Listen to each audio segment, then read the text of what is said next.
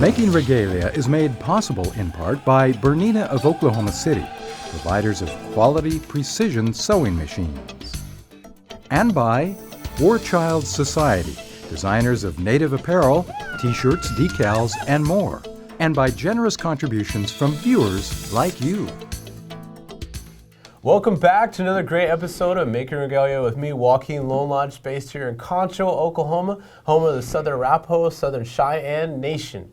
Today we've got another awesome show for you today. I got none other than Willow Abrahamson, all the way from Fort Hall, Idaho. Willow, say hi to the camera, all the people out there for you. Hello everybody out there in Indian country or wherever you might be. Willow, you're back down here in Oklahoma. Coincidentally, right around the time of the tornado season. What are you a little scared about that? No way, I'm not scared of tornado season. I come from the mountains where there's volcanoes, so Ooh. Heck yes. I'm not afraid of any tornadoes. We shall see in the coming days. Today I got another good, awesome episode for you today. I'm going to do a conclusion of our bustle work today. Today I'm going to be constructing backboards. Now, backboards are very essential to all bustle work. They give the bustles shape, form, and give it stability. I will show you kind of how to do a kind of a streamlined backboard, which I do. And once again, I want to put this out there that I don't think I'm the best bustle maker out there, but these ideas come from me, and it's kind of how I've streamlined my style. I've seen some kind of crazy bustles out there, bustle backboards out there, using 2x4s and stuff like that, and really thick bustles. And I can even mention my Uncle Dwight out there, and he uses huge pieces of wood, and he would actually take the metal and a hammer and a tree trunk, and he'd be knocking it with his hammer, and he kind of looked like a little Keebler elf out there. And today I want to show you how to kind of streamline that with plexiglass and rods. It's kind of like my style of doing it. So today we're going to get right into that and knock out some fancy dance bustle backboards for a little kid's outfit. So now I'm going to go to our main products, what we're going to be using. You can buy a majority of all this stuff at your local Home Depot, Lowe's, just about any construction places that you can get. I like to use plexiglass. I find it's very durable. It's pretty hard. I have broken it in the past, dancing, but that's usually after a really wicked song. What I've got here is, if you can kind of see, it's a 18 by 24 inch sheet of plexiglass. I think the caliber is about a .22, and that's the thickness of it. And this is kind of like the thickness that you can get. I don't really want to go any thicker than that because I want to adjust the weight. And so the weight is pretty much perfect when I make this. And usually what I'll do for this kid set, I'm going to make a square by 5 by 5, and for my adult sets, I usually only go 5.5 by 5.5, and that is pretty good for even my adult sets. So today I'm going to use that, and then what we're going to do to give the bustle support is I'm going to use this aluminum rod. These come in 36 inches in length, and what I did is I already chopped this in half, so this is actually 18 inches in length. And what I'll do is I'm going to bend this in half and kind of give the bustles a little bit of form. From there, I'm going to drill holes into my plexiglass piece and run zip ties through there. That'll attach my rod and give it some support. From there, I'm also going to drill holes into there for my shoestrings for my bustles. With all that in mind, it'll all come together. I promise that it'll give the bustle shape and form. So Willow, you kind of know fancy dance, style of dance around powwows. What have you actually seen, and what kind of questions you got for me? Well, one of the things is I've seen other fancy dancers, like you were explaining earlier, they've used wood. Mm-hmm. I've seen pieces of wood. I've seen cork board. But I've seen plexiglass, and it's usually those who know best, who are the seasoned fancy dancers, who use the plexiglass because it's light, it's durable, it's see-through, so you could add... Makes it look cool. Yeah, you could add little powwow stickers on it. Yeah, and, it's very durable for me, but I have broken it before. But the cool part is that once I show you the steps, it's very easy to make another one. So, and plus the cost efficiency, you know, it's not going to cost an arm and a leg to do, but it will give you the support you need to build your bustles. I will add that, you know, this one rod is kind of smaller than most, and I use this for the kid bustles. I also use this for my eagle bustles. Now, if I'm going to use hackle bustles, it's a little bit more heavier. And what I'll do is I'll change the gauge. I'll go a little bit higher on that. And sometimes I'll have to use a torch to actually bend it. It's a little bit easier if you use a torch. But I want to like say, once you start working with all this, you know, be very careful. Maybe you have to use some safety glasses. Today, I'm not really going to use safety glasses because I trust myself. But I'm actually going to use the force on this one and just do it without. But I recommend safety glasses out there, safety gloves if you got them. This, you know, is kind of more, you know, like not for the kids, and but you know, just be careful doing this kind of stuff. That's all I ask. So these are the weapons of mass destruction that we have. These ones are very loud. This one especially very loud. So I've done this before in the past. It's not really good if you live in an apartment complex and you're doing this at 3 in the morning. I would wait till the next day. I have, of course, I have my drill. I have a jigsaw, and I also have this device that I totally forgot the name of it. No, I'm just kidding. I know what it is, but I use all these devices here for the plexiglass. Of course, I'm going to use this to cut this out, this to drill my holes, and this to bevel the edges. I use this to just bevel the edges, kind of give it a cleaner look to it, and because you don't really want your backboard to have sharp edges, because of course you're going to be putting it on your back and you don't want it to jab yourself. And of course, if you ever borrow my bustles, of course, I don't want you to hurt your back on you. So what we're going to do, and the cool part is I wanted to kind of mention on this is kind of a cool fact, that these two tools are actually my grandfather's tools, which I still use today. So these are my late grandfather, Pete Bailey, my mom's dad, and I still continue to use them. So like I've always talked about, you know, keeping good, take care of your outfit, take care of your tools, and they'll last you a long time. I usually oil these up, and these ones are still good to go. They look old and beat and battered, but they still get the job done. And these are actually some of my favorite tools to work with. So henceforth, you know, take care of tools, and we're going to jump right in onto this. All right, so what I'm going to start with, this is my plexiglass, and like I said, I'm going to make this for a kid's set. Really easily, all I'm going to do is cut out a square. Now, when I cut out a square, of course, I'm going to use my measuring device, my yardstick at the time. I'm going to go 5 by 5. So, and I'm going to use my really good Sharpie, and I'm just going to measure here, and here, and here, and then I'm going to go the height and go here. And what I'm doing is I'm just doing like little bit dots to kind of gauge where the 5-inch should be. And then from there, I'm going to put this up here again, kind of connect my little dots, and play connect the dot, and create my straight line. So I got one straight line. I know from here to there it's 5 inches. And then I'm going to do another connect the dot. Didn't Pee Wee Herman have a song like that, like Connect the Dot? I have no idea. You know, you used to watch that show. Pee Wee's Playhouse. Yeah, Connect the Dot, la la la. No, I don't know the songs. I'm sorry. There was a song he did. It was something like that. All right, so here we got 5 inches, 5 inches. I got a perfect square. So now what I'm going to do is I'm going to start using my jigsaw. This one's a little bit loud, and like I said, you know, if you got safety glasses, I prefer you guys use safety glasses.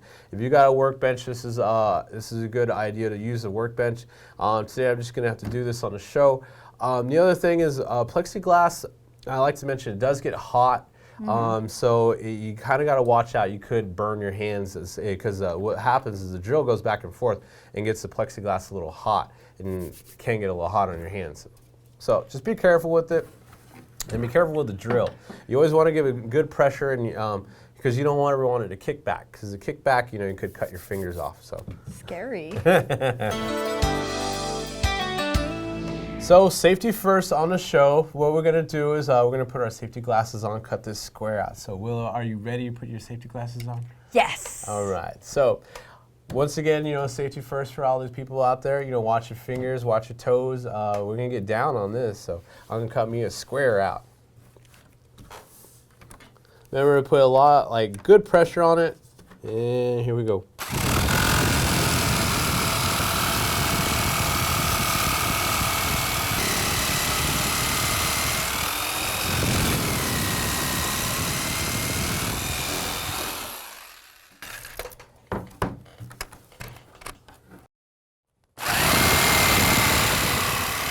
All right, folks, we got our 5x5 square cut out. Still got my safety glasses on. What we're gonna do now is, if you can see, we're kind of rough edges, you know. Even though I'm pretty precise in most of the things I do, I can never cut straight edges like perfectly. So that's why I got my angle grinder. This one is super loud, you know, be really careful with this. You know, this one you kind of want to wear safety glasses because the plastic and the does kind of kick back every now and then. So that kind of like smooths the edges, almost like sanding. Exactly. So you could use that on your ashy elbows. You could, your or feet. your toenails. You know. Oh, awesome! I use them on my toenails, Oh like my Dumb and gosh. Dumber. So. It's not funny. It's actually scary. Here we go. This is my toenail clipper. So what I want to do is I'm going to show everybody out there is I'm going to unsharpen these edges. I kind of want to just bevel them around, kind of make them round. Because like I said, you know, you don't put this on your back. You don't want anything, you know, back like giving you back scratches just yet. So, and then plus you want to make this a little bit smoother on the straight end. So that's all I'm going to do on this one.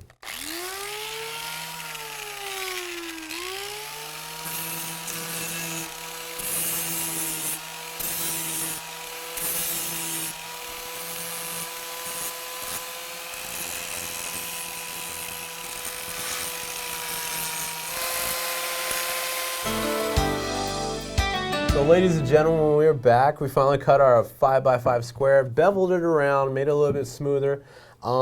Take my sunglasses off just for a moment there, because my future is bright. What I'm going to do is I'm going to show you how to drill your holes. It's very specific sometimes to get these holes just right, because that also depends on the shape of the bustle. Kind of narrowed it down like almost to a science, like where to put these holes. What I'm going to do, using my Wicked Sharpie here, bring this back over here, and since you know I'm going 5x5, I'm going to cut this in half as 2.5. What I'm going to do is I'm going to do 2 inch. I'm going to do 2 holes inch apart. So all I got to do, like since I'm doing 5x5, is like I'm going to do 1 inch at 2 and then the other one at 3. All I'm going to do is mark here and here. And I'm just gonna eyeball it, and I know I never say I eyeball stuff, but I do. This is one part where I'm gonna eyeball it. I'm gonna go a little bit past the line here and just go right there, just shy of like the top of this plexiglass. So that's gonna be my shoestring mark. That's kind of important to me because I've kind of used that. Pretty much all my bustles are always like inch apart. From there, I'm going to actually tie these together. I'm actually going to put the bustles on there, and then from there, I'm going to shape where I need to pinpoint my rod marks. Of course, I'm going to do 2 holes, and then 2 holes, and that will cinch my rod with my zip ties. So you got any questions for me at the moment? Yes, I had a question. Shoot. The sanding tool, what is that called? That is an angle grinder. An angle grinder, okay. Yes. I was wondering because in the future I might want to purchase one of those tools and make a bustle for my son and make bustle boards, but I wouldn't know what to buy. So I just wanted to clarify that and find out the name of it. It is an awesome tool. You can shave down serial numbers. You can shave down anything with that thing. You can cut open doors. I mean, it allows you to do a lot of things. Okay. Just saying. So I'm going to jump right back into this right now. I'm going to use my drill here. I kind of go with a little bigger bit.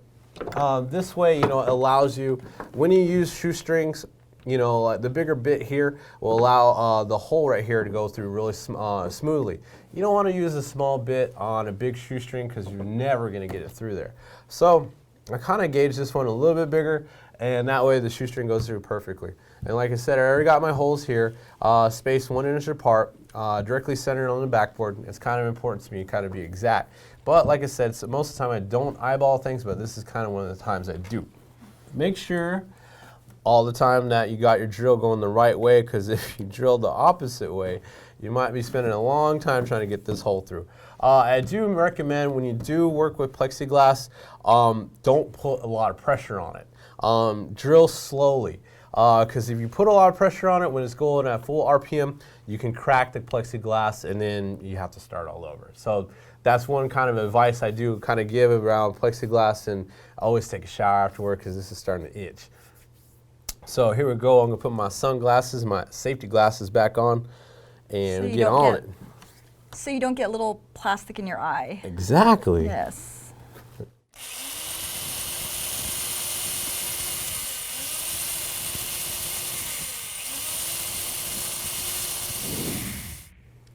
So now we come to the part where we're going to bend our rod. Right here, if you measure this out, you know, this, I already cut this in half, so it's 18 inches. Of course, half of that is going to be 9. I kind of make a little indentation on with my Sharpie so you kind of feel that. And what I'm going to do is I'm going to He-Man this, show my muscles and how strong I am. He-Man. Yeah, I'm going to Hulk this thing out, and I'm going to bend really slowly. You kind of want to bend this really slow, because if you bend this kind of fast, you can't break it. And then you don't want to. Yeah, then you gotta go right back to the store and go buy another one. So usually I just bend it and kind of get pressure. You're making little antennas, bug ears, bustle bug ears. All right, yeah, that's cool. I can take that. Here's my bug ears, and it's kind of bent out of you, and you kind of see it's right there. It's perfect, you know, because I knew where the mark was, and so all I'm gonna do is place that right there, and then what I'm gonna do is I'm going to interlace these with the actual bustles right now, and from there I'm going to kind of pinpoint where I need to move them at. So if I could show you right now, I'm going to move these up and down, and that way I kind of know where the placement is. Of course, where I finish my top tie for my bustle through the actual feather is the length that I want this to be. So that way, you know, it'll attach perfectly. If it's too low, then of course, you know, your shoestring is going to be too low right here. If it's too high, it's going to stick way out there, and then you'll have your, I guess, your bug antennas off your bustle. I kind of want a clean look, so you just kind of want to make about an inch above your thread mark right there. So that way, you know, even if you dance really hard, it's not going to flip off and your bustles aren't going to collapse. And it won't hit your shoulder blades and hurt. Then it'll look like, you know, a butterfly out there instead of actual, you know, bustles. So what I'm going to do is I'm going to lace these up and figure out what my pinpoints are from there. And like I said, it just moves back and forth. So I just want to like gauge how tall this is going to be.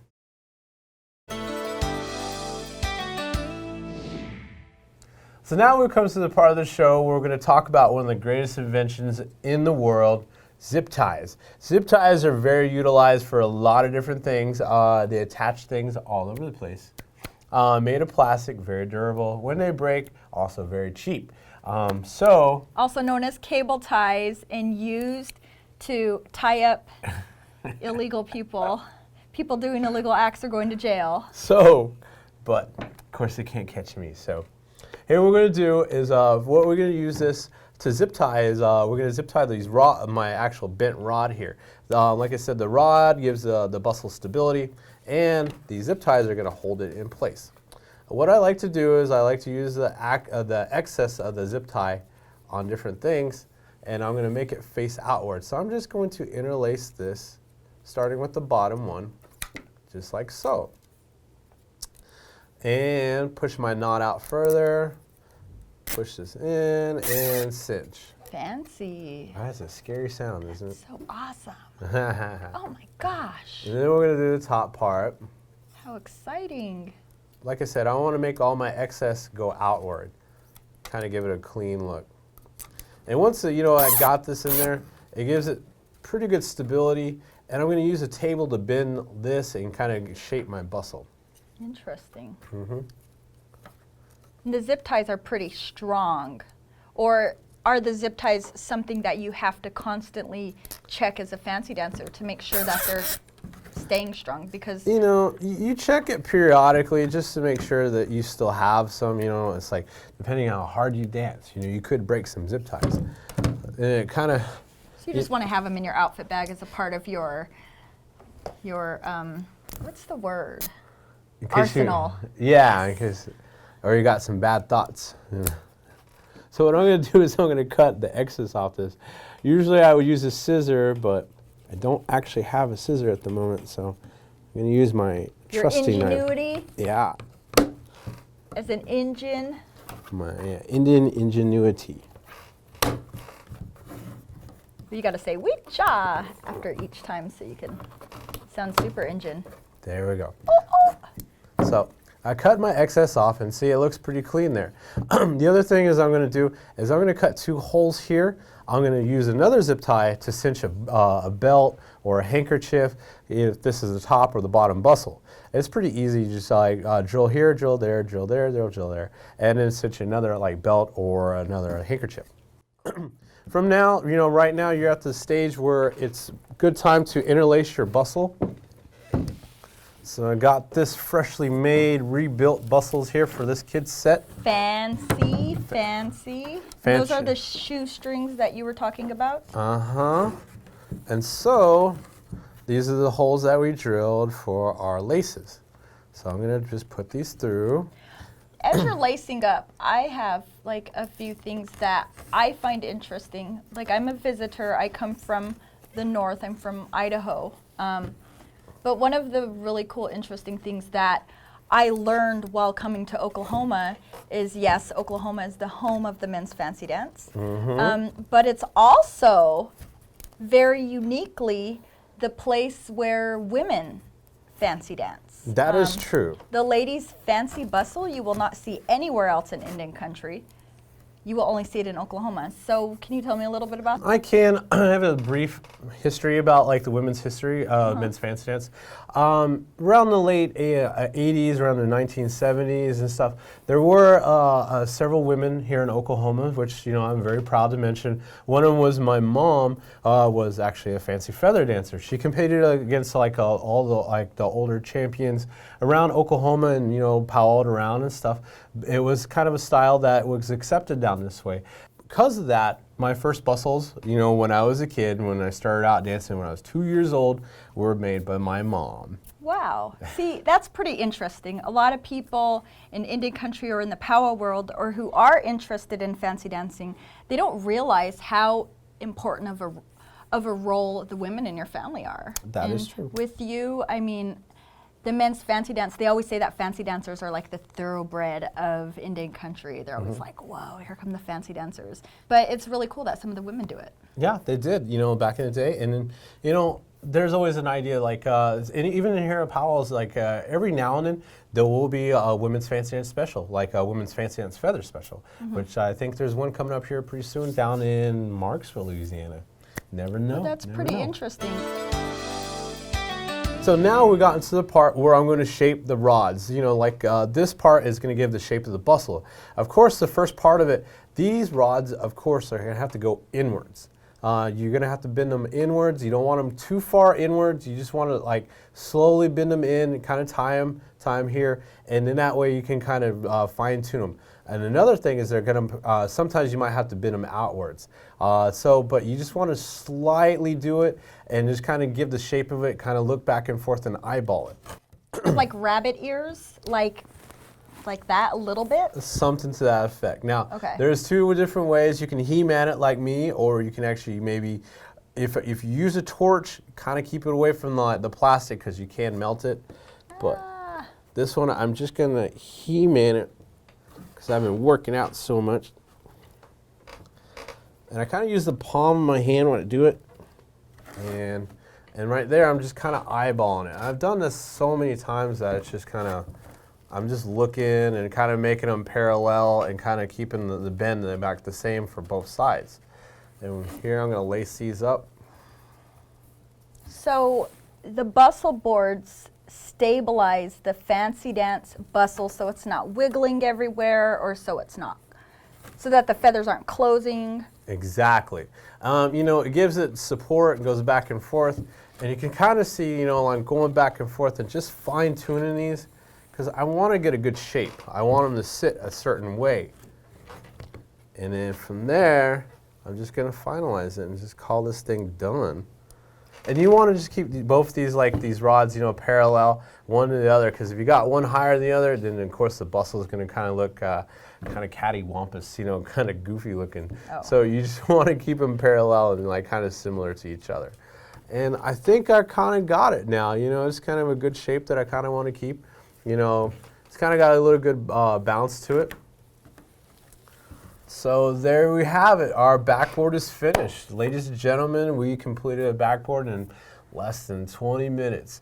You know, like I said, you know, these kind of materials are a little bit kind of a newer age style. You know, I hope you take these with you, you know, kind of create your own style of bustle. And just to show you, I do have my adult set, you know, right here.